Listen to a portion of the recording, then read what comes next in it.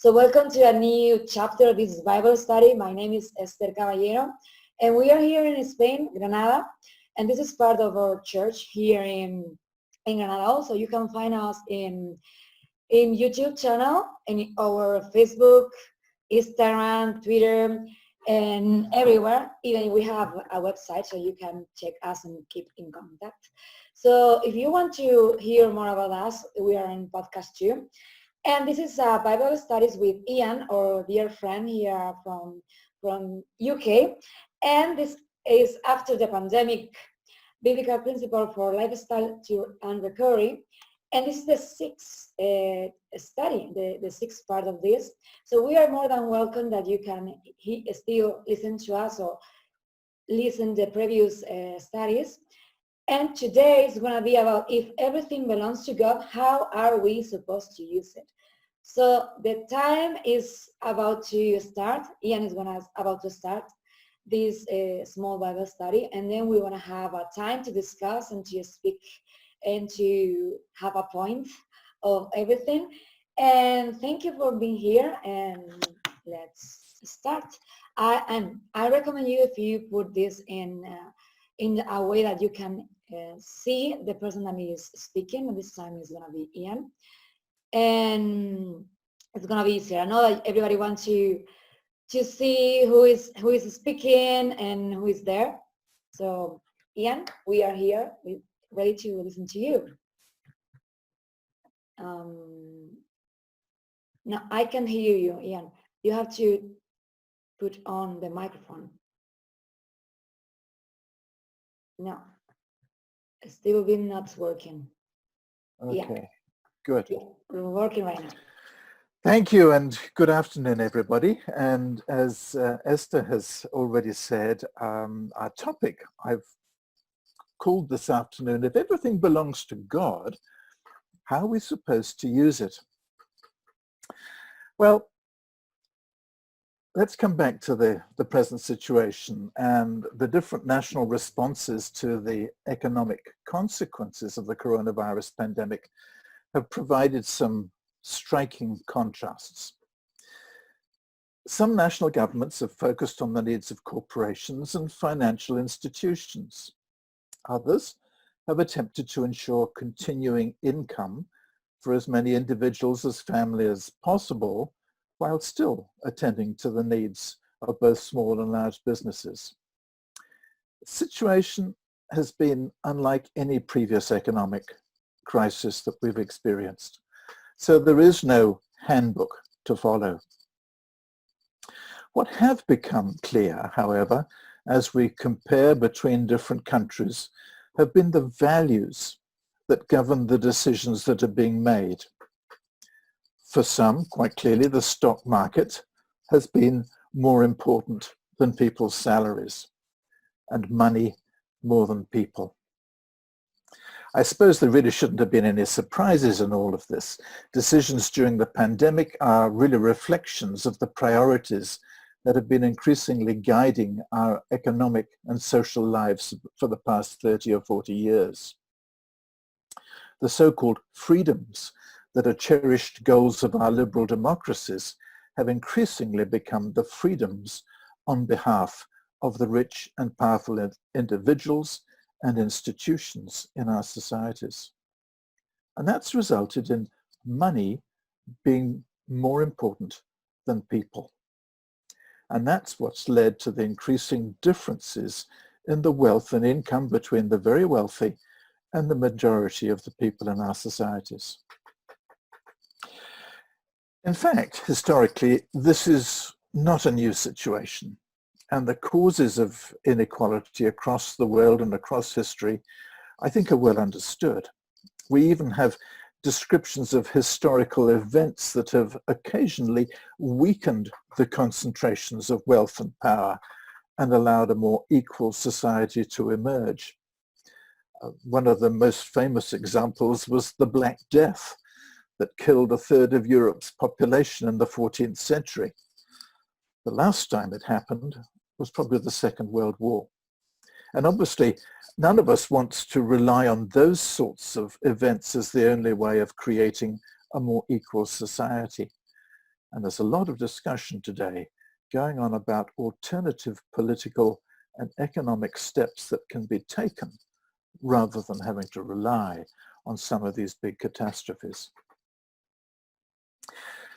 In fact, our situation today is even more complicated than the previous times, because our economic system assumes that progress requires that the economy keeps on growing. The problem with that is that we're beginning to exhaust many of the world's resources on the one hand, and on the other, we're destroying our environment with all of our waste products. Most notably, we've created the problem of global warming. The second significant complication is that the advances of information technologies and biotechnology mean that there's increasing concern about whether there will be jobs for everyone in the future. In the past, machines became stronger and more efficient at doing the physical things than humans. Today, robots and computers are outperforming humans in the things that our brains have always been able to do better than machines. In 2016, at the Hiroshima Peace Memorial in Japan, President Obama said, quotes, "The scientific revolution that led to the splitting of an atom requires a moral revolution as well."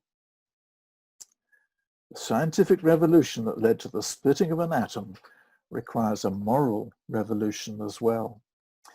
And while the dangers of a nuclear war don't seem to be so immediate as many of the other problems that we have today, the basic problem is common to them all.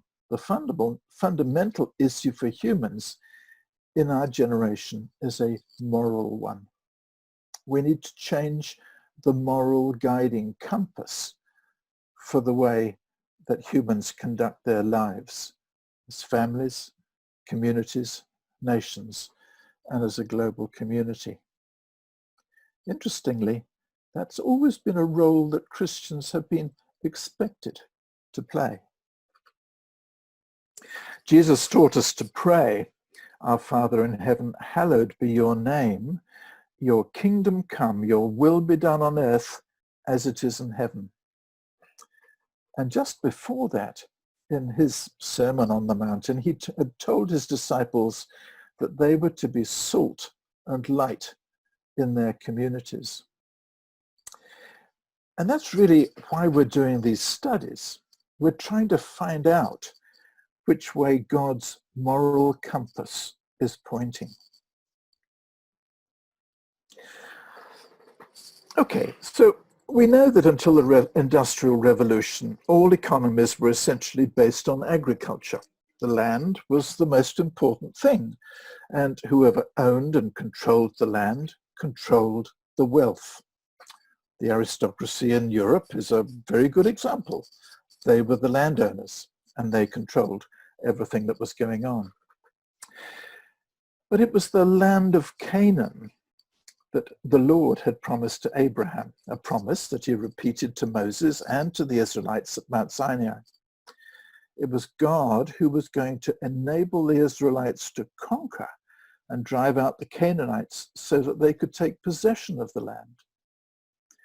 It was God who promised to prosper them in that land if they obeyed his commandments. So we shouldn't be surprised to read in Leviticus chapter 25 the following statement by God. But God says, "The land is mine, and you reside in my land as foreigners and strangers." God insists that the land belongs to him. What we're going to discover over the next several few minutes is that he also has very definite ideas about how the land is to be distributed and controlled. Basically, he wanted every extended family to have permanent access to the land that was given to it when Israel took over the land. And this is the way it happened. Before Moses died and Israel crossed into the promised land, God had told Moses to make a census of all of the men who were 20 years or older. The number came to just a little over 600,000. And God then told Moses that the land was to be allocated as an inheritance according to the number of names in each tribe and clan. Larger groups would get larger allocations of land, smaller groups would get smaller allocations. The one exception to all of this, you may remember, was the tribe of Levi. They were going to be the priests and the teachers of the law. And they would get cities, not land, but cities throughout all of the land where they could live together with a certain amount of grazing land for their own sheep. But before anything had happened, the men of the tribes of Reuben and Gad came to Moses and said they wanted to settle on the east side of the river Jordan. That was the land that Israel had already conquered. And Reuben and Gad had very large flocks of sheep, and it seemed to them that this land was particularly good for raising sheep. Moses was really cross with them because they obviously were planning to just settle down where they were and leave all of the other tribes to cross over the Jordan and do the heavy fighting with the people of the land. Happily, the men of Reuben and Gad repented of that and agreed that they would cross over the Jordan with everybody else to help conquer the land. When that had been achieved, then, but only then, they would return to the east bank of the Jordan. Meanwhile, their families and their flocks would remain in fortified towns that they built for them on the east bank. Reuben and Gad kept their promise and helped to conquer the land. But when that was done, Joshua commended them for all that they'd done and sent them back to their families and flocks on the other side of the Jordan. Before he died, Moses had instructed Joshua about the boundaries of the land that God would give to them.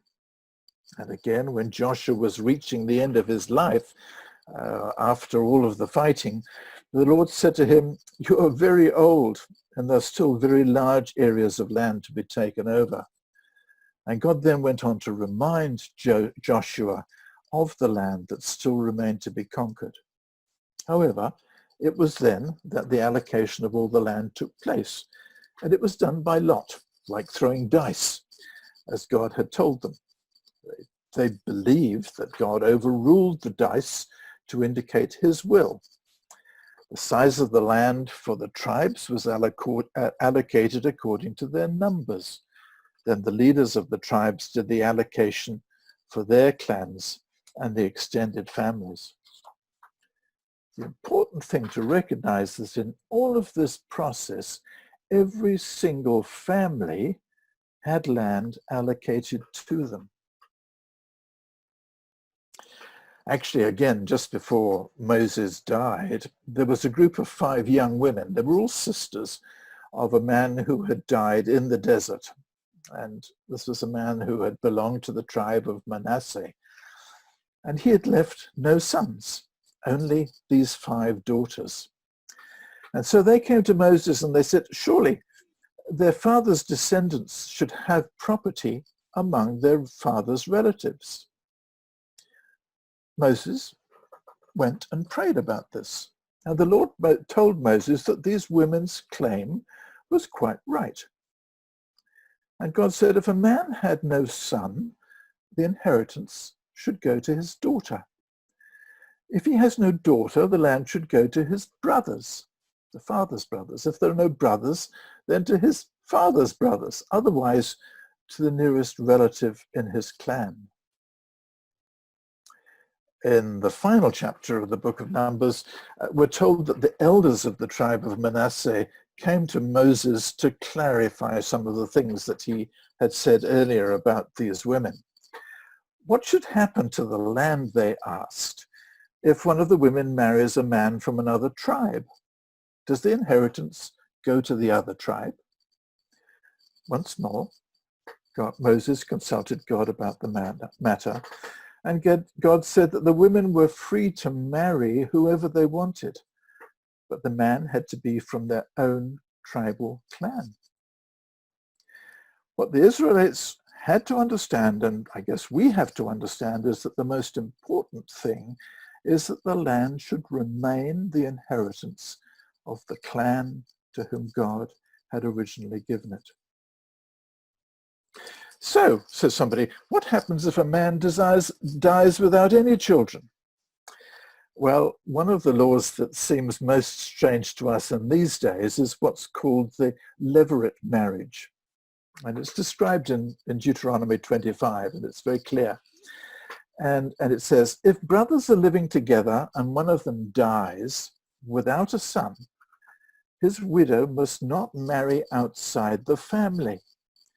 Her husband's brother shall take her and marry her and fulfill the duty of a brother-in-law to her. The first son she bears shall carry on the name of the dead brother, so that his name will not be blotted out from Israel. So the reason given for this is the preservation of the dead man's name in the community.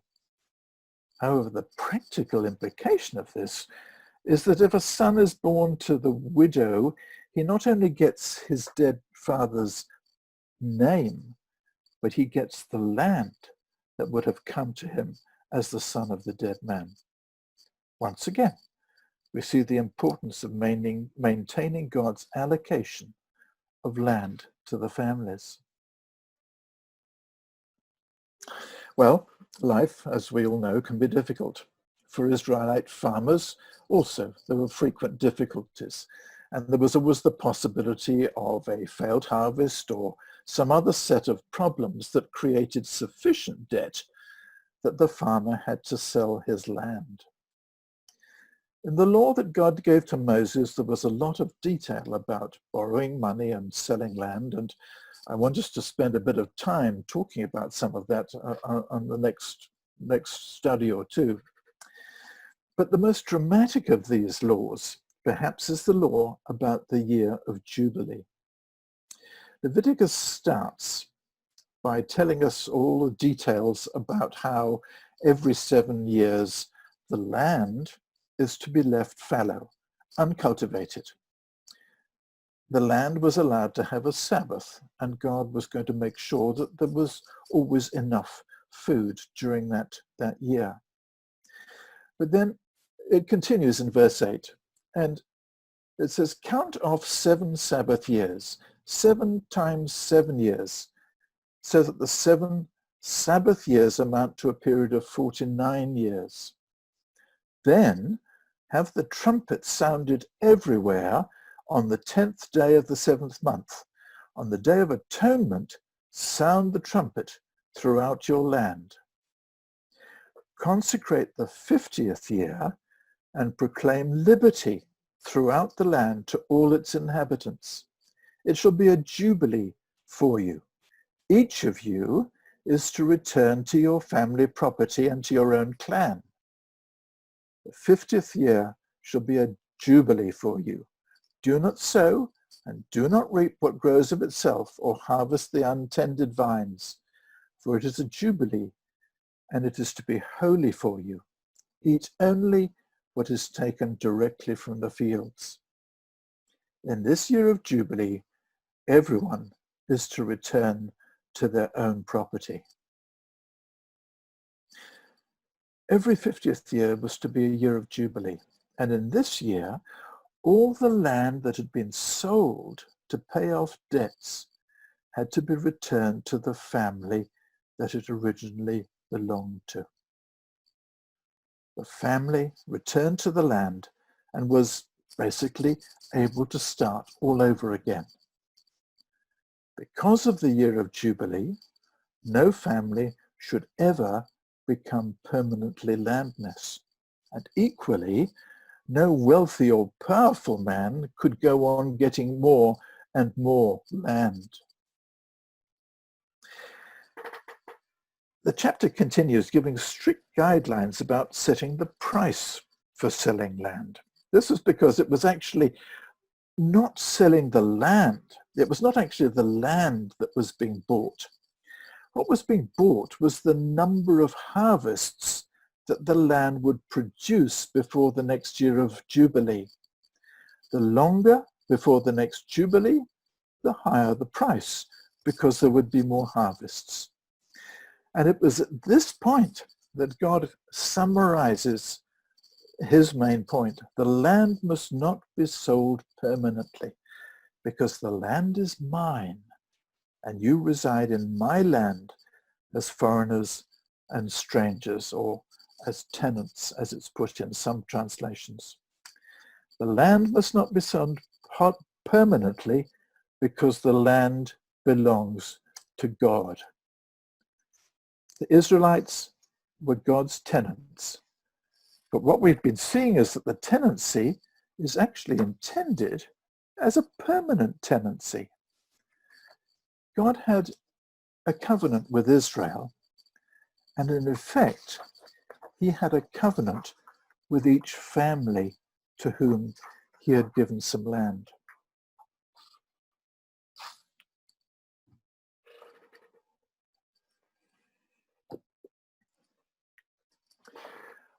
We're all familiar, I think, with the story of Ruth. Lola has preached on this, and she's done some really neat Bible studies on it. The story starts off with a farmer called Elimelech, who lived in the town of Bethlehem. But there was a drought and there was a famine. The situation got so bad that Elimelech decided to travel to the other side of the Dead Sea, to the land of Moab, to find some way of supporting his family. And so he went there with Naomi, his wife, and his 2 sons.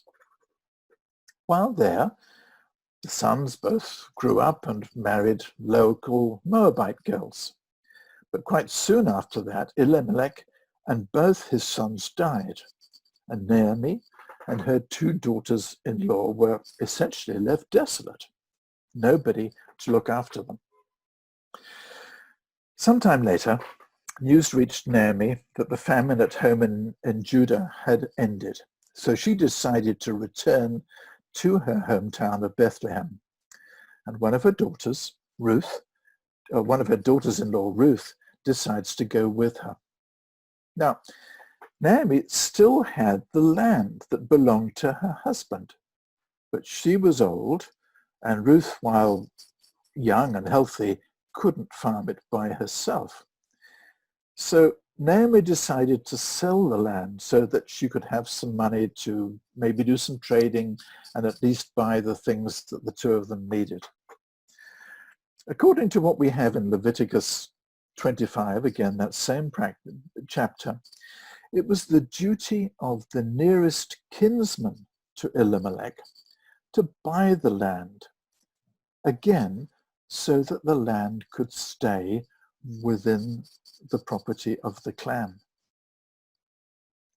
One of Naomi's relatives was a man called Boaz, who had already been kind to Naomi and Ruth. Naomi therefore sent Ruth to ask Boaz to be their kinsman redeemer. Boaz felt honored that Ruth should ask him to be their kinsman redeemer. But he explained that in fact there was another man who was a closer relative to Elimelech. He would need to be asked to do this. "Leave this with me," said Boaz, and he went off to meet with the elders of the town at their meeting place next to the town gate. So Boaz found this relative and explained that Naomi wanted to sell the land, and because he was the closest relative, it was his opportunity and responsibility to buy that land. The relative was clearly very pleased with the possibility of increasing his family land, and immediately said yes, he would buy the land from Naomi.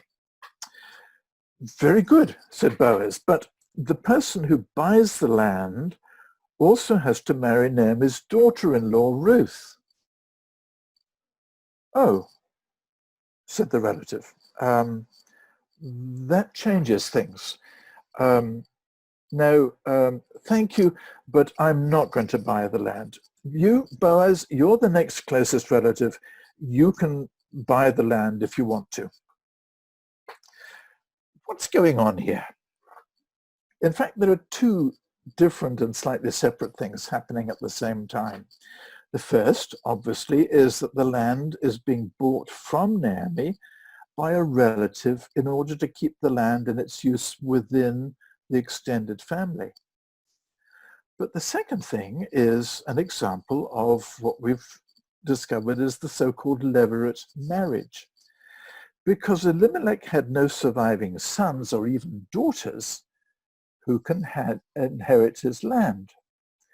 His brother or nearest male relative should marry Naomi so that she could have a son to carry on Elimelech's name and inherit his property. In this case, however, since Naomi is old and past the age of having children, Ruth is the one who is taking her place. This was the problem for the first relative. He was only interested in buying the land, provided he could keep it for his own family. Well, as we suspect, Boaz and Ruth have already been attracted to each other, and Boaz is therefore only too happy to become both the kinsman redeemer for the land and marry Ruth to carry on Elimelech's line. So let me just try and summarize all of these different things that we've just walked through about the land.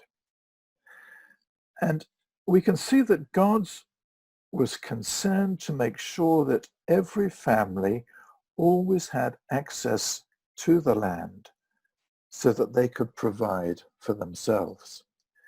And there was no way that the land could be permanently sold to somebody outside the clan. First of all, after the land was conquered, the land was distributed to every family, and it was equally distributed. Reuben and Gad were expected to fight with the other tribes so that everybody received the land that they were promised. The distribution was done by lots so that there was no favoritism or use of influence to get the best land. And then we saw that if there were no sons, the land was allocated to the daughters, and they had to marry within the clan to keep it within the clan. If a man died without leaving any children, his brother or a closest relative was supposed to marry the widow, and the first son who was born then became heir to the dead man's property. If a man became so poor that he had to sell some or all of his property, it was the duty of his nearest relative to buy the land so that again it would remain in the family. Finally, every 50 years in the year of Jubilee, all the land that had been sold went back to the original family owners. Amazing set of laws that God had given, all adding and reinforcing the same message that God wanted each family ultimately to retain control and use of the land that God had originally given to that family. But before I finish, I want us to quickly notice one other important thing from the story of Ruth. It's a slightly different thing, but I think we'll see that when we finish that it reinforces a similar message. When Naomi and Ruth first arrived back in Bethlehem, it was just as the barley harvest was being reaped.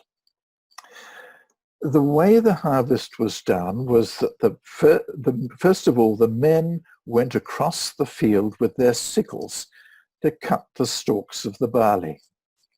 And behind them came a line of women who then pulled the stalks into bunches or into sheaves and tied them together so that later they could be taken back to the threshing floor or the store. But behind the women, very often, there were some of the poor people from the community who followed the workers to pick up all of the stalks of grain that had been missed or dropped by the women. And this was called gleaning. And in Deuteronomy 24, God says very specifically through Moses, he says, when you're harvesting in your field and you overlook a sheaf, don't go back to get it. Leave it for the foreigner, the fatherless, and the widow, so that the Lord your God may bless you in all the work of your hands. When you beat the olives from your trees, don't go over the branches a second time. Leave what remains for the foreigner, the fatherless, and the widow. When you harvest the grapes in your vineyard, don't go over the vines again. Leave what remains for the foreigner, the fatherless, and the widow. Remember that you were slaves in Egypt. This is why I command you to do this. Ruth obviously was a very good example of a foreigner, fatherless, and a widow. She was the typical person that God had in mind and was concerned about. She went to the glean in the fields and happened to begin in the fields of Boaz. And when Boaz discovered that she was Naomi's daughter-in-law, he told her to stay and only glean in his fields, and told his workers to leave some extra stalks for her to collect.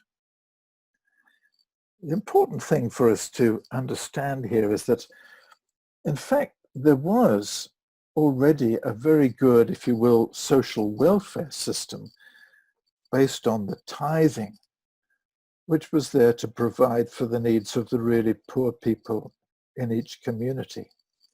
Nevertheless, gleaning was commanded by the Lord as a way in which poor people could actually work to meet their needs. There is a dignity in work which can never be replaced by all the charity in the world. Well, that's where I want to stop, and we've got another 20 minutes for us to have some discussion. So Esther, let's link us all up together. And I'd like us to spend a little bit of time just discussing both the issue of gleaning and the family ownership of the land, so that we can both learn from, make sure we understand these principles that we find here in the Old Testament, but see if we can identify some principles from that which we can apply ourselves today. Yes, Old Testament agriculture was a very different sort of economy from the world today. I know that. But let's see if we can't work out some principles that we can apply. And I'm going to suggest let's start off with the gleaning, because I think maybe that's the more straightforward thing for us to get started on. And I've got a couple of questions really. What was the purpose of a system of gleaning, and in what ways was that system of gleaning different from the ways in which agricultural businesses are carried on today? In what way was it different from the way in which business and agriculture is carried on today? And are there any principles for designing business or work that we can take away to apply to ourselves in this time? So, what was the purpose of the gleaning? What is gleaning? Gleaning is the process of leaving the spare bits of stalks and grain that were not picked up by the women, so that the poor people could come afterwards and pick those up for themselves. Like to be generous. Yeah. Or not being ambitious. Excuse me? The purpose was like not being ambitious. Okay, it was not being ambitious. Not to be ambitious, to avoid to be ambitious. Like everything for me. All right, so ambitious. Be generous. Yeah, being generous, not ambitious. So are there some other words that could be applied other than ambitious, which might be used to describe modern day agriculture or business? Selfish. Selfish, okay, right. Pro- Are there some words that people use which are thought of as really good today? Capitalistic. Capitalistic, okay, that's certainly thought of as good. Any other words? Oh, I think people say modern agriculture is efficient. Efficient. Yes. Yes. I mean, clearly, what was going on here was not efficient. They were leaving some of the crop on the ground so that the poor people could pick that up. And I suppose this is actually quite different from what happens today. And I'm thinking of many of the modern day philanthropists are some of the most wealthy people who have been most ambitious and most efficient and perhaps most capitalistic in the way they've run their business. And then they have all of this money which they then give ostensibly as charity to other people. Yeah, okay.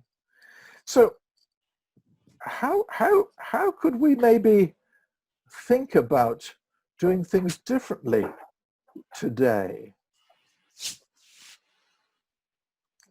I mean, is it wrong to be ambitious? Is it wrong to be efficient? Are there ways in which maybe, are there reasons why it may be good to not be totally ambitious or efficient? I don't think it's better to be ambitious, but it's better to be too ambitious. Okay.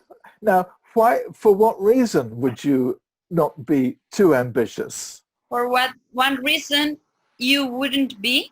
Why not to be too ambitious? This is what you're asking? Yeah. Because then you don't enjoy the things you have. Okay. But why did God suggest to his people in Israel that they should not be totally ambitious or efficient? What was the reason for saying that? So there could be some left over for other people who are less fortunate. So there's a balance. There's some kind of a balance. Okay. Can we imagine how that might be applied today? Some would argue that the government has programs around that allow people to glean a little bit. Like in America, you can get a free cell phone, a free food card. You do have access to churches which provide free food on top of it. And then there are shelters. I mean, it's not perfect, but it is kind of a gleaning happening. They don't want to overly give to people, I guess, because they do want to make it rough enough for people to want to rise up and work and contribute. So they're trying to find that sweet spot, which it's arguable if that sweet spot's been achieved or not. But okay, Also, good. like to show that everybody needs to have the basic needs. All right, but okay. So, but is that provision of a free cell phone or other things, is that the same as gleaning, or is that it's a handout.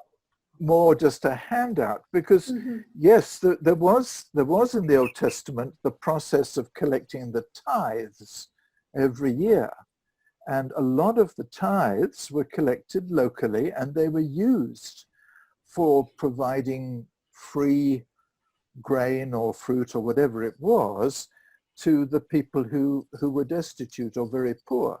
So gleaning was different from the handout, as it were. Can we imagine a way of applying the principle of gleaning today which is different from the handout? Let me try this out. If you're thinking of, take the modern fishing industries, and you have these factory ships that come and they pull out everything, and then out of that they select whatever the valuable type of fish, and the rest are just thrown away and probably don't survive very well. And the result is that then local fishermen don't have the kind of fishing yields anymore that they would need, that they had previously, to feed their own families and have a little fish left over to sell. That kind of fishing is very efficient. But sorry, which fishing is efficient? Factory fishing. You come in a big boat, you scoop it all up with big nets, huge nets that have very small eyes, so they catch lots of fish, including those that you don't actually really want. But the goal of that is to make the company rich, you're not leaving anything for the people who live in that environment, who live in those coastlines, who are fishermen, because you basically have taken away everything that they had, the whole harvest, so to speak. So you're suggesting that in this example that the scope of factory fishing should be restricted, so that there's more opportunity for the smaller local fishermen. So there would be enough fish left for livelihood and for those who currently rely on that as their way of having food for their families and selling. Good. I think that's a good example. Do we have some other examples? I don't know if this applies. I'm still trying to get the concept of cleaning, but applying like in medications, for example, medications that are almost to be expired. Yeah, so for example, they are being used in a hospital or a pharmacy, but they are going to expire in the next, 3 months or something like that, and maybe they are not going to be sold in these places, so they can just be distributed to different social organizations who could use these resources. I don't know, for example, some homes for elderly people, you know what I mean? But I don't know if if this example is according to. Okay, Adriana, I think this is an example. This is another example, if you will, of the welfare, the free gift. What we're looking for here is a mechanism which gives more people an opportunity to work. So I was thinking, I would think that if I have the possibility to work in too many hours, yes, or not, I'm not trying to be the monopoly of everything. Also to share works. In my case, if I am a tour guide, yes, and I have like a lot of tours, I can also give some space for those ones that are not having a tour or are not working. I don't know, not take all the work for me, or even given work through me, but not trying to be like Superman and doing like self-efficient for everything. Yes, giving opportunity to others also to work as a team. yeah, another example that I was thinking are the scholarships. So before people needs a land to have a proper job and to eat, and now everything is mechanism, or all the jobs are in the cities or in buildings. So before people can study, yes, if you have money, or if you are a very important person, but now because of the scholarship, like myself, I could study and find a better job. So for me, that's a balance. Like in Spain, for example, 40 years ago, just people with money could study and have a better job and get richer and richer and richer. But now, for example, if I was for a poor family without lands, without money, with the scholarships, I have a chance to study and have a proper job, the same job, maybe not, not the same job that the person really has lost in me, because he's gonna have better opportunity than I have, but more equality. And then that's bring equality to me and to my generation and then my kids, because I have a better job than I will have without any studies and without that scholarship that gives me the chance to have a better job. And Good. at the same time, if I also have a scholarship in the university, I can have a scholarship to do a doctorate and then keep studying about a thing and have a better job and a high position on my and working on that.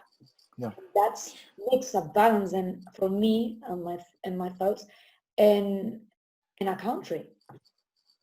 Thank you, Esther. First, Marila, I think that's a very good example that you give, because you are making space, making opportunity for somebody else to get some work. Esther, yes, I think this is particularly important in our kind of society where giving people necessary training and education can create possibilities for them getting jobs that otherwise that they wouldn't. Just It's not, I want you to add one thing. It's not just that it's asking about work, about effort also to the other person, not just giving away the money. Like here, you have like these groceries for free. No, the ones that I think the aspect it's also that they have opportunity to work with themselves and do things. Also, they will feel happy like, wow, I did this. Because it's not that they are like giving me because I'm poor, but I deserve this because I worked for it. I don't know.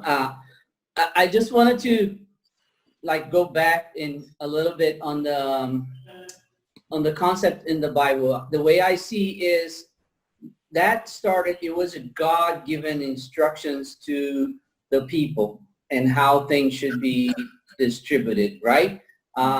They should leave some for those who could work to come and get it, to come and not only to get it, but work for it, by picking up whatever was left. So that was their work. I don't know if he's mentioned, but there could be those that could not work. So that, I think God would made a provision for that too. Those, the widows and those who could not work, elderly people would be taken care of. And that was following the ways that God have told them to.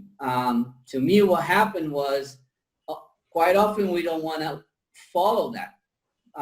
When we think about not being selfish or to me, it's like, what is enough? What is that I have enough for me, and now I'm not gonna pick it up anymore because I've had enough already. So I know for me and my family, so the others can come and get it.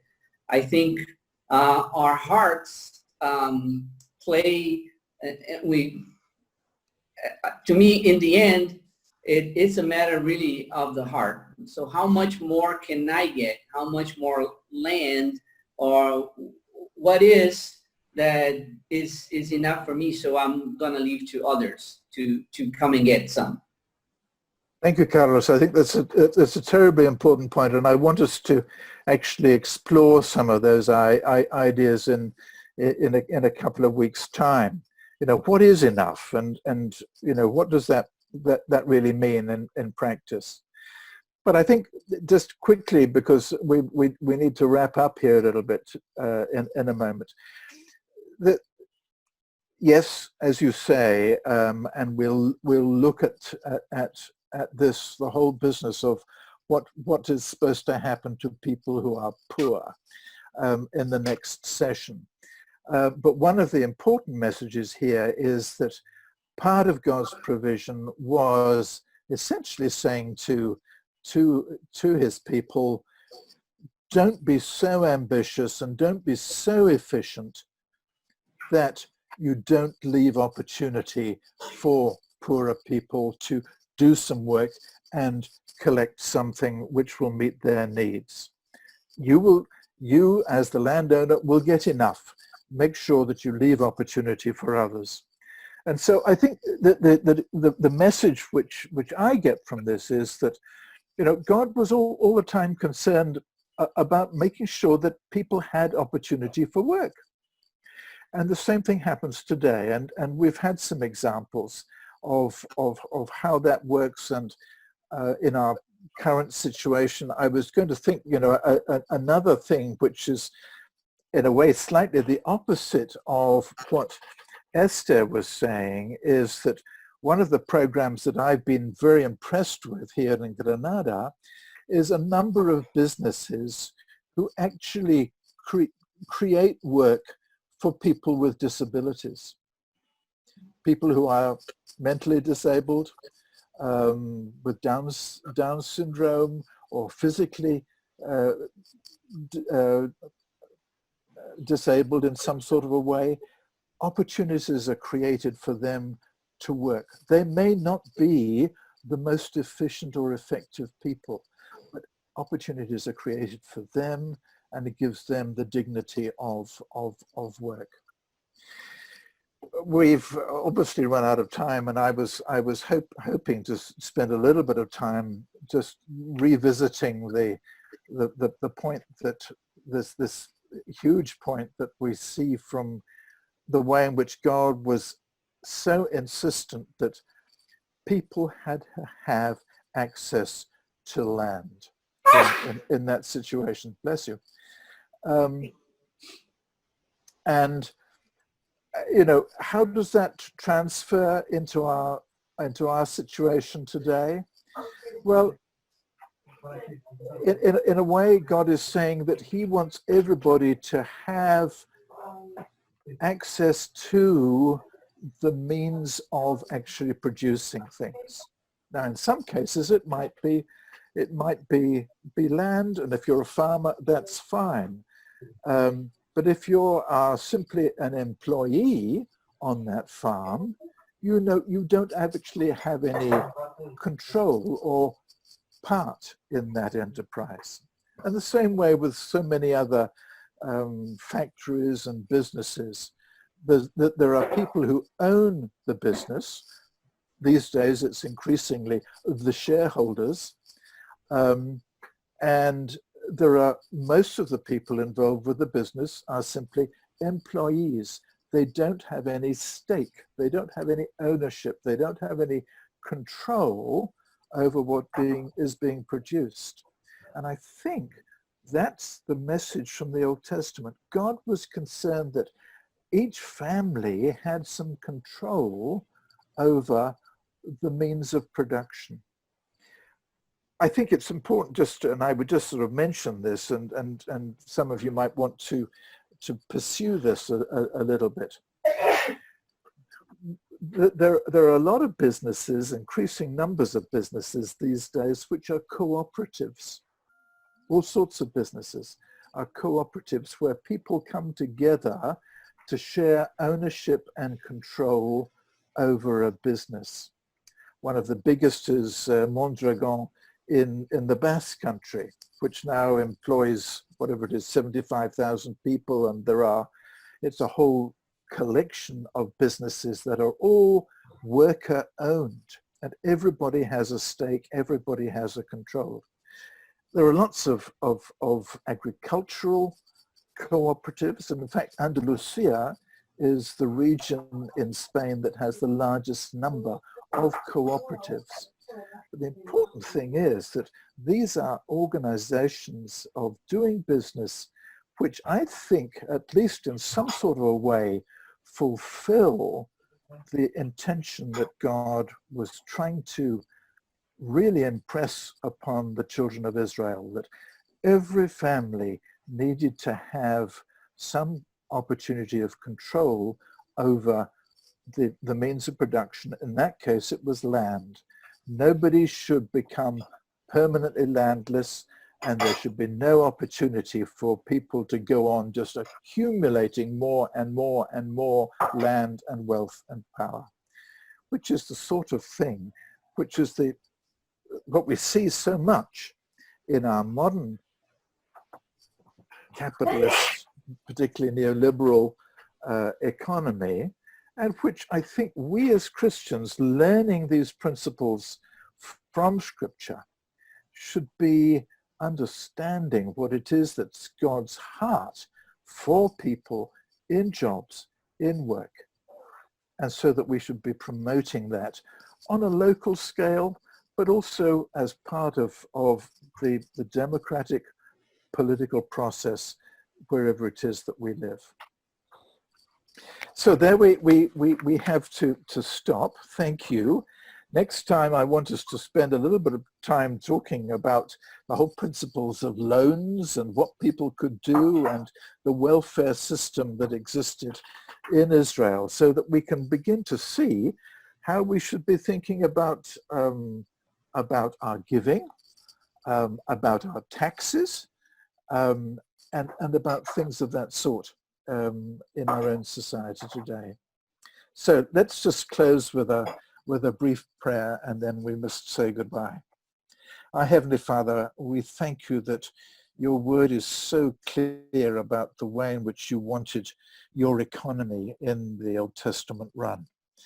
We thank you that you loved your people so much that you gave them the land to possess, that you loved individual families, that each family was able to participate in that, and that you set out these laws to make sure that no family ever became permanently landless and without a way of earning a living. Help us to learn from those lessons, and give us the wisdom to think about how we can apply those principles to our economic life today, both as families, as individuals, as a community, and as we think about the way in which we have to rebuild our economy here in Granada and in Spain after this pandemic is over. And we ask it all in Jesus' name. Amen.